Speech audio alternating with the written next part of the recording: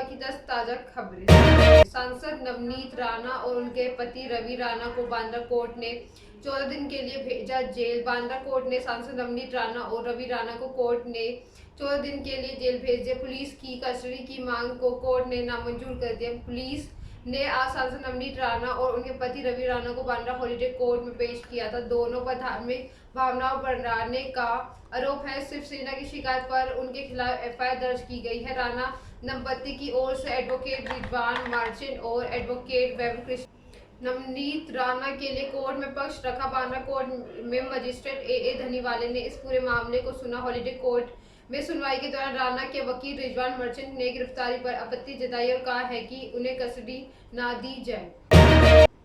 जंग रोकने के लिए पुतिन से मिलने को तैयार यूक्रेन के राष्ट्रपति जेलेंस्की। यूक्रेन के राष्ट्रपति जेलेंस्की ने शनिवार को युद्ध को समाप्त करने के लिए रूसी नेता व्लादिमीर पुतिन से मिलने की बात कही है। यूक्रेनी राष्ट्रपति ने मेट्रो स्टेशन पर एक संवाददाता सम्मेलन में कहा है, मुझे लगता है कि जिसने भी इस युद्ध को शुरू किया है वह इसे समाप्त करने में सक्षम होगा। उन्होंने कहा है कि अगर पुतिन से रूस और यूक्रेन के बीच शांति समझौता होता है तो वे मिलने से नहीं डरते हैं। जेलेंस्की ने कहा कि शुरू से ही मैंने रूसी राष्ट्रपति के साथ बातचीत पर जोर दिया। यूक्रेन के राष्ट्रपति जेलेंस्की ने कहा कि ऐसा नहीं है कि मैं उनसे मिलना चाहता हूं, मुझे उनसे मिलना है ताकि इस संघर्ष को कूटनीतिक तरीकों से सुलझाया जा सके। हमें भले ही अपने सहयोगियों पर भरोसा है, लेकिन हमें रूस और कोई भरोसा नहीं। राष्ट्रपति वोलोदिमीर जेलेंस्की ने ये जानकारी भी दी है कि अमेरिकी विदेश मंत्री एंटनी ब्लिंकन रविवार को यूक्रेन की राजधानी कीव का दौरा करेंगे। उन्होंने संवाददाताओं से कहा है कि अमेरिकी रक्षा सचिव लॉयड ऑस्टिन भी यात्रा करेंगे। बारात में पहुंची प्रेमिका ने दूल्हे को चप्पल लेकर भगाया। यूपी के अमरोहा में बारातियों के बीच उस समय हड़कंप मच गया जब एक दूल्हा बग्घी में उतरकर भाग निकला। मामला अमरोहा जिले के रहरा थाना क्षेत्र में बारात चढ़त के दौरान की है। दूल्हा बारात निकालने की तैयारी कर रहा था। दूल्हे बग्घी पर बैठे चुका था। इसी दौरान वह हंगामा हो गया। बारात में दूल्हे की प्रेमिका धमकी और चप्पल उतार के दूल्हे की तरफ दौड़ी। प्रेमिका का यह रूप देख बग्घी पर बैठा दूल्हा कूदकर बाइक पर बैठकर भाग निकला। इस पूरे मामले का किसी ने वीडियो बनाया और सोशल मीडिया पर वायरल कर दिया। वहीं प्रेमिका ने संभल एसपी को शिकायत पत्र देकर जांच व कार्रवाई करने की मांग की। उधर दुल्हन पक्ष ने लगन आदि में किया सामान व नकदी दूल्हा पक्ष से वापस ले लिए। संभल जिले के गांव में दरेपुर राजदेव निवासी अक्षय कुमार की बारात शुक्रवार दोपहर थाना रहरा क्षेत्र के गांव में आई थी। बैंड बाजा के संग बारात चढ़ते हो रही थी। दूल्हा बग्घी पर बैठा हुआ था। वहीं दौरान संभल जिले की एक युवती बारात में पहुंची और खुद को दूल्हे की प्रेमिका बताते हुए हंगामा खड़ा कर दिया।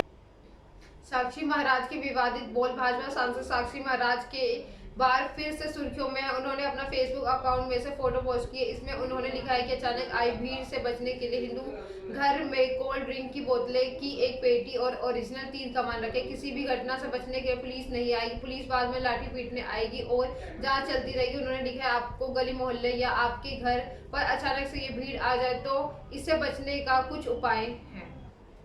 आपके पास अगर नहीं है तो कर लीजिए। पुलिस बचाने नहीं आएगी बल्कि खुद बचने के लिए किसी दड़पे में छिप जाएगी।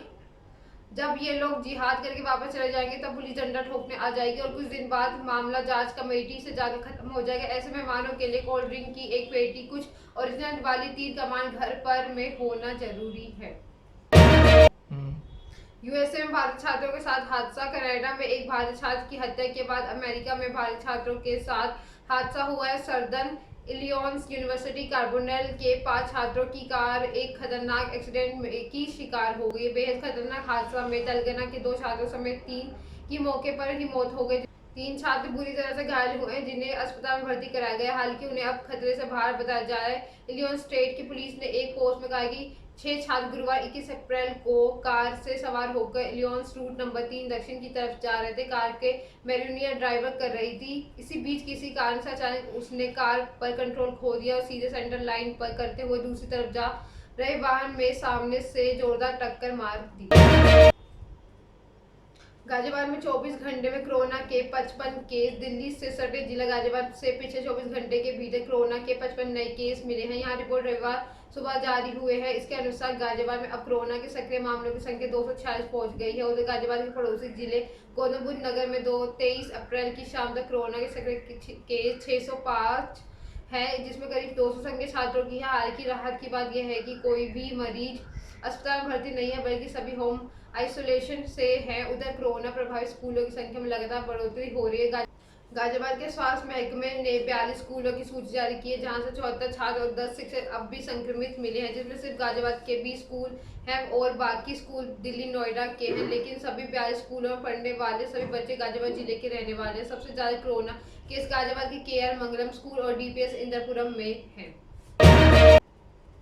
लखनऊ में बहन के सामने प्रेमी को मार डाला महिलाबाद की रहीमाबाद चौकी के जुगलराज गांव का शनिवार रात घर में लड़की अकेली थी। उसकी मां छोटे भाई के साथ शादी में गई थी, तभी लड़की से मिलने उसका प्रेमी रोहित कुमार आगे। दोनों घर में एक साथ थे, उन्हें किसी के आने की उम्मीद नहीं थी, लेकिन चचेरे भाई पहले से ही घर पर नजर रख रहे थे। लड़की और उसका प्रेमी रोहित दोनों घर में ही थे, तभी उसका चचेरे भाई अमित और अभिषेक आ गए। उन्होंने घर में बाहर बाइक खड़ी देखी तो शक हुआ, अंदर जाके देखा तो बहन प्रेमी के साथ ही। वह देखते हुए बौखला गए। पहले हाथापाई हुई, फिर चाकू से कई बार किए गए। खून से लथपथ रोहित ने वहीं दम तोड़ दिया। दोनों आरोपी उसे उसी हालत में छोड़कर भाग गए।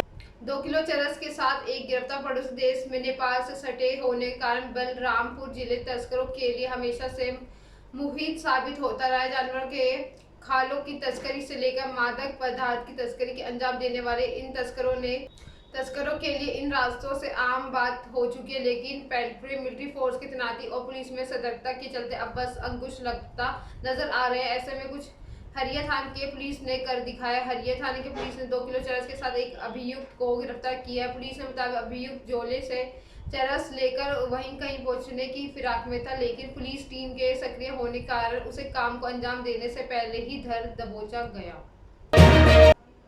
सचिन के बेटे की शानदार बॉलिंग। सचिन तेंदुलकर के बेटे अर्जुन तेंदुलकर का एक वीडियो वायरल हो रहा है। इसमें वह प्रैक्टिस के दौरान मुंबई इंडियंस के खिलाड़ी संजय यादव को बेहतरीन यॉर्कर पर बॉल करते नजर आ रहे हैं। लास्ट सीजन में भी अर्जुन मुंबई इंडियंस के हिस्सा थे, लेकिन उन्हें खेलने का मौका नहीं मिला था। इस बार मुंबई लगातार 6 मुकाबले हार गई।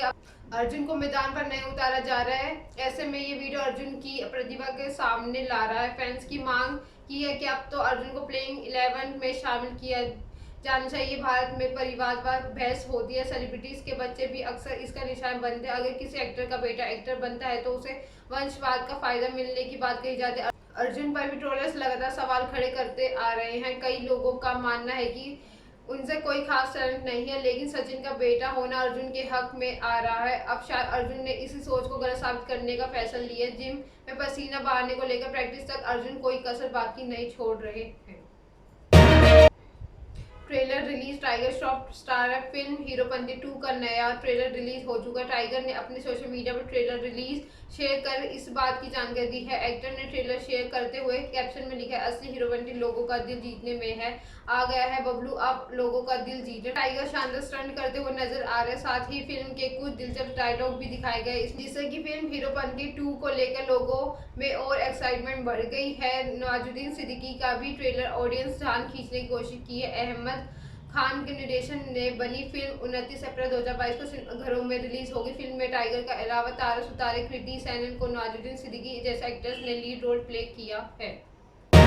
ये थी सुबह की 10 ताजा खबरें। ऐसी अपडेट्स के लिए बने रहे हमारे साथ। मेरे चैनल को लाइक करें, कमेंट करें, सब्सक्राइब करना ना भूलें। धन्यवाद।